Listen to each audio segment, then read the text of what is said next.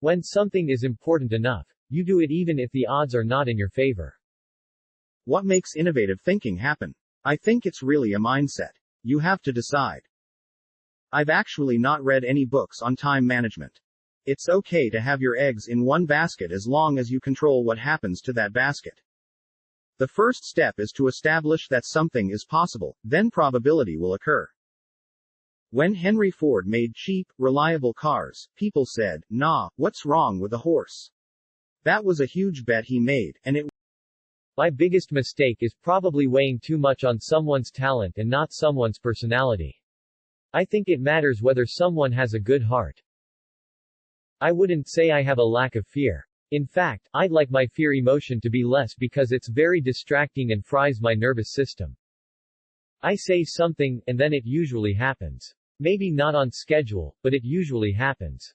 If you get up in the morning and think the future is going to be better, it is a bright day. Otherwise, it's not. I think it's very important to have a feedback loop, where you're constantly thinking about what you've done and how you could be doing it better. Some people don't like change, but you need to embrace change if the alternative is disaster. I don't spend my time pontificating about high-concept things, I spend my time solving engineering and manufacturing problems. People should pursue what they're passionate about. That will make them happier than pretty much anything else. As much as possible, avoid hiring MBAs. MBA programs don't teach people how to create companies. People work better when they know what the goal is and why. It is important that people look forward to coming to work in the morning and enjoy working. It's very important to like the people you work with, otherwise life and your job is gonna be quite miserable. Brand is just a perception, and perception will match reality over time. Sometimes it will be ahead, other times it will be behind.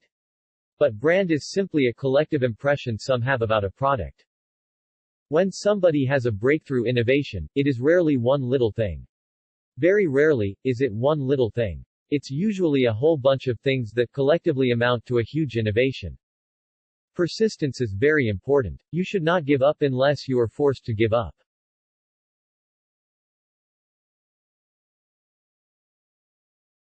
I don't create companies for the sake of creating companies, but to get things done. If you're trying to create a company, it's like baking a cake. You have to have all the ingredients in the right proportion. I always have optimism, but I'm realistic. It was not with the expectation of great success that I started Tesla or SpaceX. It's just that I thought they were important enough to do anyway. You have to say, well, why did it succeed where others did not?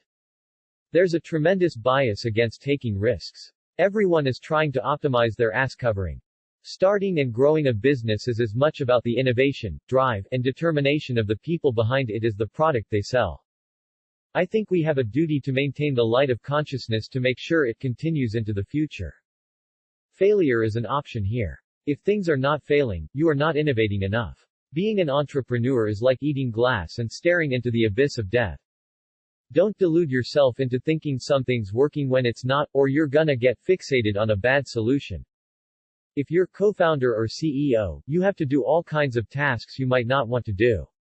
If you don't do your chores, the company won't succeed. No task is too menial. Really pay attention to negative feedback and solicit it, particularly from friends. Ellipsis. Hardly anyone does that, and it's incredibly helpful. We have a strict no assholes policy at SpaceX. I don't think it's a good idea to plan to sell a company.